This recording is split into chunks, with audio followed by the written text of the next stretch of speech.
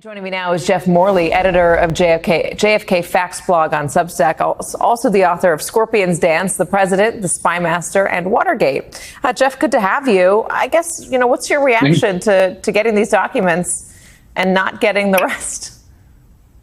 Well, what's going on here, unfortunately, is a bit of a shell game. The CIA makes a big claim about they put out all these documents, but when we went in to look at them last night, we discovered that out of 30 documents that they claimed had been released, only about 12 of them had actually been released, and 20 more had been released with many, many redactions in them. So the CIA is giving the illusion of transparency, but not the substance of it. That's the first thing. The second thing is, the CIA has long hidden not just what happened with Oswald in Mexico City, but their interest in Oswald over 4 years.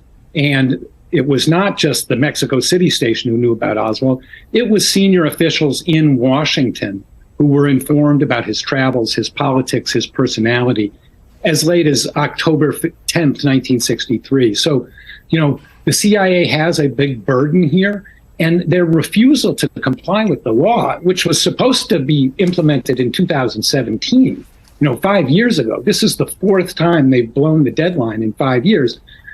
Some people will say that's incompetence, but other people are going to say, no, that's suspicious. And I think that the CIA's embarrassment is not just the possibility of incompetence, but in fact that they were using Oswald for intelligence purposes.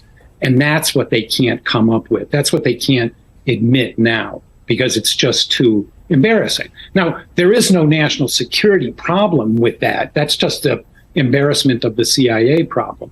But this is the problem we face. You raised before, who's the backstop? Who's going to say, let's end this charade? This is our history. It belongs to us. Doesn't belong to the CIA. That's where we don't have anybody, we don't have any authority who can step in and say, look, the CIA has to stop this and has to start obeying the law. Did we find out any more in the documents that were released about Jack Ruby and his motivation, other than, the one that we've all come to understand, but any other detail? There was no previously classified material about Ruby and his case released yesterday, as far as we can tell. There's a lot of documents here, and we can't swear that we've seen everything, but that was one thing we looked for, and there's no obvious Ruby material in here. Jack Ruby, obviously the man who killed Lee Harvey Oswald while he was in custody. Jeff, thank you very much for joining us.